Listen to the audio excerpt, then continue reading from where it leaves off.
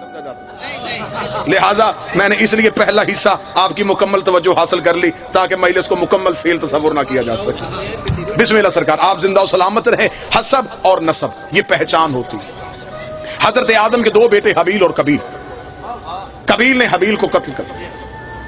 اس میں اگر آپ کو ناموں کی پہچان نہ ہو سکے کہ ان میں سے قاتل کون ہے مقتول کون ہے، ہمیشہ یاد رکھیے گا قاتل والی کاف جس کے نام پہ ہے وہ قاتل ہے، قابیل۔ اس نے حابیل کو قتل کر دیا۔ پھر خدا نے آدم کو دو بیٹے دیے، ایک کا نام شیس، ایک کا نام یافس۔ شیس اور یافس سے حضرت آدم کی نسل چلی۔ ان کے لیے اللہ نے جنت سے دو حوریں اتاری، ایک کا نام نزلہ، ایک کا نام منزلہ۔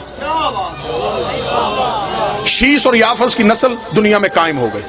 شیس کو اللہ نے 12 بیٹے دیے اور یافس کو اللہ نے 12 بیٹیاں دی۔ ان دونوں کی خاندانوں کی آپس میں شادیاں ہونی شروع ہو گئی اور نسل انسانی پھیلنا شروع ہو گئی۔ شیس اور یافس سے نسل انسانی چلی۔ پھر یافس کی نسل سے خدا نے آگے انبیاء کا سلسلہ شروع کیا۔ یافس کا ایک بیٹا نبی بنایا جسے انوش کہا گیا۔ انوش کے ایک بیٹے کو نبی بنایا جسے کنان کہا گیا۔ کنان کا بیٹا نبی ہوا جسے مہلائیل کہا گیا۔ مہلائیل کا بیٹا نبی ہوا جسے الق کہا گیا۔ الق کا بیٹا نبی ہوا جسے یرد کہا گیا۔ یرد کا بیٹا نبی ہوا جسے اخنوک کہا گیا۔ اخنوک کو ادریس کہتے ہیں۔ یہ جناب ادریس اس دنیا میں پہلا انسان ہے جس نے تہذیب انسانیت کا آغاز کیا۔ جناب ادریس کی زندگی، جناب ادریس کے بارے میں مکمل مجلس پڑھی جا سکتی، لیکن میں بڑی جلدی گزرنا چاہتا ہوں۔ جناب ادریس وہ ہیں سب سے پہلے یہ جو زراعت ہے، یہ جو آپ آج کھیتی باڑی کرتے ہیں، یہ سب سے پہلے جناب ادریس نے شروع کی۔ گنتی سب سے پہلے ادریس نے ایجاد کی۔ ستاروں کا علم سب سے پہلے زمین پہ جناب ادریس نے پہنچایا۔ سب سے زیادہ مشہور یہ ہے کہ جو انسان کپڑے پہنتا ہے اسے کپڑے پہننے کا سلیقہ ادریس نے سکھایا۔ ادریس نام پڑا تھا درس دینے کی وجہ سے، استاد کہلائے انبیاء کے، لہٰذا انہیں ادریس کہا گیا۔ کپڑے سینے کا ہنر انہیں اللہ نے عطا کیا۔ پھر جب انہیں کپڑے سینے کا طریقہ آ گیا، خدا نے کہا تجھے کپڑے سینے کا طریقہ آ گیا ہے، اب میں تجھے جنت میں بٹھا لیتا ہوں کیونکہ مجھے جنت کے مالکوں کا لباس چاہیے۔ جناب ادریس کو خدا نے، اور جناب ادریس وہ اللہ کا نبی ہے جو زندہ ہے اور جنت میں ہے۔ عیسیٰ زندہ ہے لیکن جنت میں نہیں، عیسیٰ چوتھے آسمان پہ، ادریس زندہ ہے لیکن جنت میں، اس لیے یہ کام پہلے کر چکا ہے جس کے بعد جنت میں جانا تھا۔ یہ وہ کپڑے سی چکا ہے۔ عیسیٰ کا بھی کام باقی ہے کیونکہ 12ویں کا بھی ظہور نہیں ہوا۔ لہذا جناب ادریس سے توجہ مکمل سرکار، جناب ادریس سے تہذیب انسانیت کا پھر آگے سے آغاز ہو گیا۔ جناب ادریس کا ایک پوتا جس کو نام لمک بھی کہتے ہیں، لامک بھی کہتے ہیں، ان کا ایک بیٹا ہوا جس کو کہتے ہیں یشغر۔ یشغر کیونکہ عبرانی زبان کا لفظ ہے، اسے عربی میں عبد الغفار بھی کہا گیا، عبد الشکور بھی کہا گیا، عبد الاعلی بھی کہا گیا۔ یہ 3 نام تاریخ میں عرب کی طرح لکھے، لیکن نام ان کا پڑ گیا نوح، نوحہ پڑھنے کی وجہ سے۔ قوم ظلم کرتی تھی، نوح نوحہ پڑھتا تھا۔ قوم پتھر مارتی تھی، نوح نوحہ پڑھتا تھا۔ نوحے پڑھنا نبیوں کی سنت ہے، پتھر مارنا کافروں کی عادت۔ نوجوان آج کی مجلس کو مکمل توجہ فرمائیے۔ جناب نوح نے سلسلہ تبلیغ کا آغاز کر دیا۔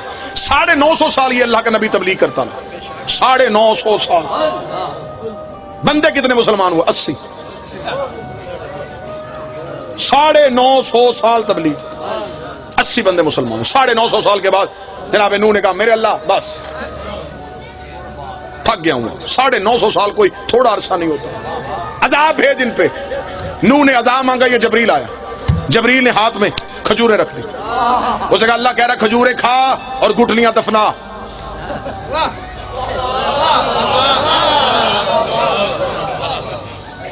اب دیکھے حد ہو گئی، مانگا اس نے عذاب تھا، کھجوریں گئی۔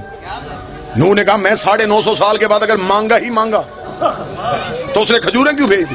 جبریل نے کہا خدا کہہ رہا ہے کہ کھجوریں کھا اور اس کی گٹلیاں زمین میں دفنا، ان سے کھجور کا درخت پیدا ہوگا۔ جب وہ کھجور کا درخت پیدا ہو جائے اس کھجور کے درخت کے لکڑیاں اتارنا، اس لکڑی کے پھٹے بنانا، ان پھٹوں سے پھر ایک کشتی بنانا۔ نوح نے کہا کہ کیونکہ جو زمیندار بندے بیٹھے یہ میری اس بات کو ضرور یقیناً اس پہ دلیل دیں گے، کھجور وہ درخت ہے جو دیر سے جوان ہوتا، بیری کہتا، سفیدہ کہتا، کوئی اور درخت کہتا، خدا نے کہا کھجور سے بنا۔ نوح نے کہا کھجور کب جوان ہوگی، کب لکڑیاں اتاروں، میں کسی اور درخت کی لکڑیاں اٹھا لوں؟ لفظ سننا، لفظ، میں کسی اور درخت کی لکڑی اٹھا کے اس سے بناؤں؟ جبریل نے کہا تجھے نہیں پتا سفینہ بننا ہے نجات کا، نجات کے سفینے کو یہاں کی لکڑی لگ ہی نہیں سکتی۔ کون شیعہ ہے جسے نبی کی حدیث نہیں یاد؟ نبی نے کہا میری اہل بیت کی مثال سفینہ نوح کی ہے، اگر نوح کی کشتی کو یہاں کی لکڑی نہیں لگتی تو اہل بیت میں کوئی گناہگار کیسے آ سکتا؟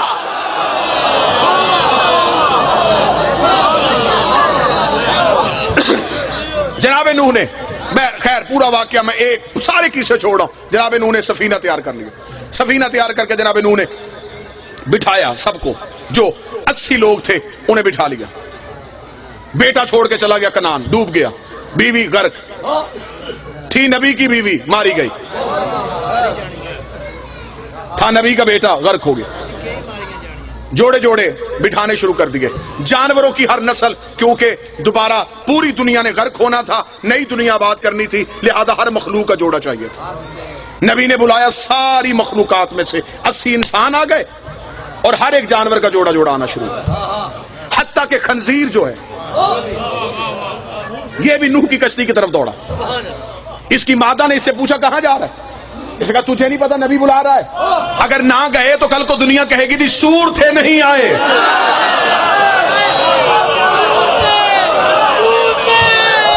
کوئی بندہ تو ہوگا جو صدر کی قدر کرے گا۔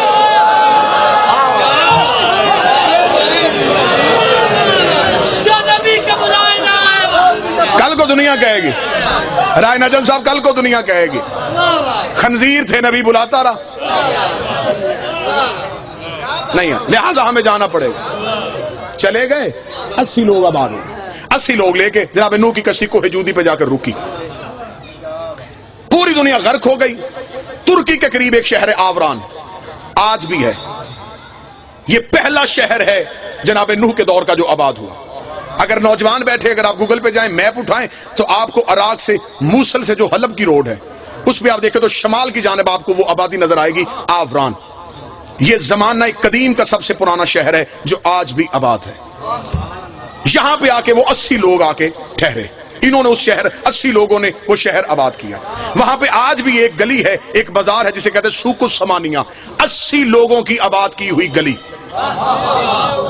سمانیان کہا جاتا ہے 80 کو، سوق کہا جاتا ہے عربی میں بازار کو، 80 لوگوں کا آباد کیا ہوا بازار۔ یہاں پہ آ کے انہوں نے یہ شہر آباد کر لیا۔ جب یہ شہر آباد ہو گیا تو پھر ایک ایسی بیماری ہے جس سے یہ 80 لوگ دنیا سے چلے گئے۔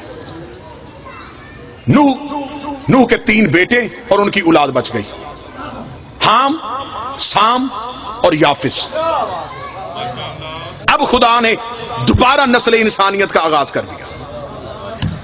حام، سام، یافس، نوجوان یاد رکھیے گا آج کی تقریر، حام، سام اور یافس۔ اب اس سے نسل انسانیت شروع ہونے لگی، کیونکہ خدا اب دوبارہ انسان کو طاہر کرنے لگا ہے، مرکز عصمت پہ انسان کو لے کے واپس آنے لگا ہے۔ اب حام، سام اور یافس یہ 3 بیٹے ہیں جن سے نسل انسانیت کا آغاز ہو گیا۔ حام کے 9 بیٹے، سام کے 9 بیٹے، یافس کے 11 بیٹے، جس سے نسل انسانی چلی۔ اب یہ جو حام ہے اس کے لیے میں نوجوانوں کو بتاؤں، جتنا بھی یہ افریقہ ہے، اس ٹائم دنیا کے 7 بر اعظم ہیں۔ اب دیکھیے گا میں پوری دنیا کا نقشہ آپ کے سامنے پڑھنے لگا ہوں۔ جتنا بھی افریقہ ہے، جتنے بھی سیاہ فام لوگ ہیں، سیاہ کالے جتنے بھی لوگ ہیں، یہ جناب حام کی نسل میں سے ہے، یہ اولاد ہے جناب حام کی۔ اس پوری نسل میں سے جو قبیلہ، جو خاندان عزت، روحانیت، عبادت سے مشہور ہوا، اسے کہتے ہیں قبیلہ بربر۔ یہ خاندان بربر وہ تھا جو حام کی اولاد میں سے پاکیزگی، بزرگی، عزت اور فضیلت میں مشہور تھا۔ جناب فضہ کا تعلق اس خاندان سے تھا۔ اس خاندان کو نوبیہ بھی کہتے ہیں، اس لیے جناب فضہ کا ایک لقب ہے فضہ نوبیہ، اس خاندان بربر کی وجہ سے۔ یہ جناب حام کی اولاد ہے۔ یہ سارا سیاہ فام علاقہ یہ جناب حام کی اولاد میں سے ہیں، اور یہ جو قبطی ہوتے ہیں، جو نجاشی بادشاہ، یہ سارے بھی حام کی نسل میں سے آئے۔ جناب سام آ گئے۔ اب جناب سام، جتنا بھی عرب ہے، یہ سام نے آ کے عرب کو آباد کیا۔ یہ عرب جسے ہم آج سعودی عرب کہتے ہیں، یا یہ عراق، یا جتنی بھی یہ علاقہ جہاں پہ عربی بولی جاتی ہے، یہ عرب، یہ سارا حجاز کہلاتا تھا۔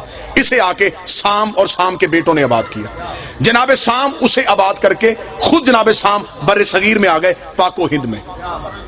جناب سام جب بر صغیر میں پہنچے تو یہ پاکستان میں جب آئے تو یہ گجرات میں آئے۔ آج بھی ہیڈ مرالا سے جلال پور جٹا کی طرف جاتے ہوئے وہاں پہ 18 نبیوں کی قبریں ہیں۔ آپ کو پورے پاکستان میں اکثر جگہوں پہ قبریں ملے گی جسے ہمارے لوگ، زمانے کے لوگ کہتے ہیں 9 گزے۔ انہیں پیر سمجھا جاتا ہے، یہ جناب سام کی اولاد میں سے۔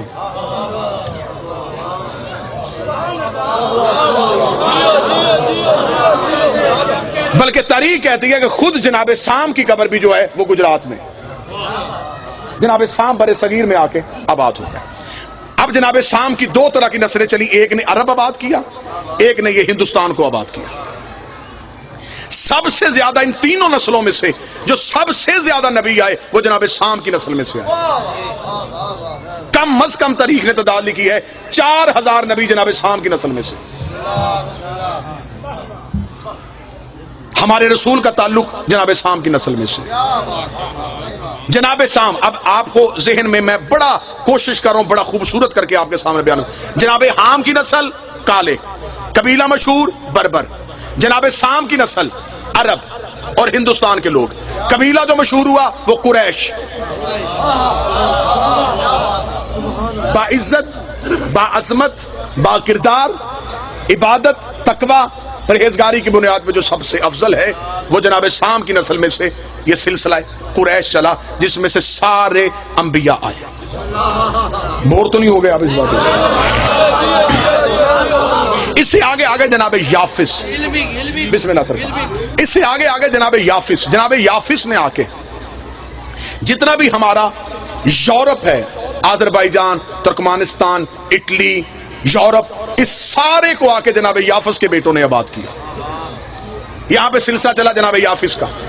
جتنے بھی کیسر تھے، ایک بات ہمیشہ یاد رکھیے گا، اکثر ہمارے لوگ ایک بہت بڑی غلط فہمی میں ہیں، اور 98% لوگ اس غلط فہمی میں، وہ سمجھتے ہیں کہ فرعون نام تھا۔ وہ یہ سمجھتے ہیں کہ کیسر نام ہوتا ہے، کسرا نام ہوتا ہے۔ نہیں، جتنے بھی مصر کے بادشاہ ہوتے تھے ان سب کو فرعون کہا جاتا تھا۔ جتنے روم کے بادشاہ ہوتے تھے ان سب کو کیسر کہا جاتا تھا۔ جتنے ایران کے بادشاہ ہوتے تھے ان سب کو کسرا کہا جاتا تھا، اور جتنے عرب کے بادشاہ ہوتے تھے انہیں سردار کہا جاتا تھا۔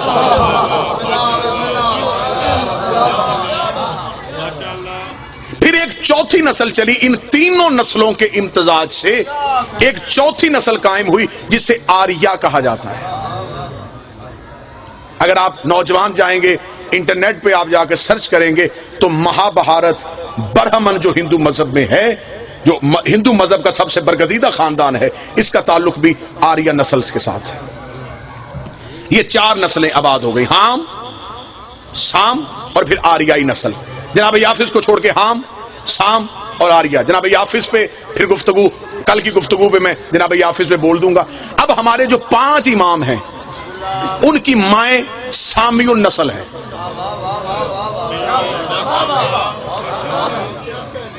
پیر ایسا ہونا چاہیے جس کی ماں کا بھی شجرہ پڑھو تو شرمندگی نہ ہو۔ امام ہونا ایسا چاہیے، مائیں بھی پاک ہوں، باپ بھی پاک ہوں۔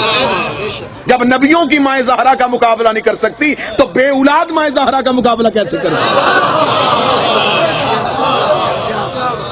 سامی النسل۔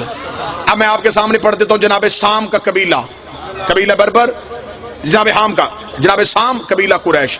جناب سام کے قبیلے میں سے جو ہمارے 5 آئمہ کی والدہ امہات ہیں، مائیں ہیں مقدس، ان میں سے پہلی ماں مولا امیر المومنین کی والدہ جناب فاطمہ بنت اسد، اللہم صلی علی محمد و آل محمد، اسد کی بیٹی، نسل سام کی۔ مولا امام حسن اور امام حسین کی والدہ جناب سیدہ شہزادی کونین، नस्ल साम में से 3 इमाम हो गए जी। 5वां इमाम इमाम मोहम्मद बाकर अलैहिस्सलाम, इनकी वालदा है फातिमा बिनते हसन, इमाम हसन की बेटी फातिमा, इनका ताल्लुक भी जनाब शाम की नस्ल में से। ठीक हो गया। चौथा इमाम जो है, चौथा इमाम इनकी वालदा शहरबानो, शहरबानों का ताल्लुक आर्या नस्ल के साथ है, ईरानी नस्ल के साथ। ये जितनी भी पाक बीबियां जिनके मैं नाम ले रहा हूं, ये सारी अपने अपने दौर की शहजादियां हैं।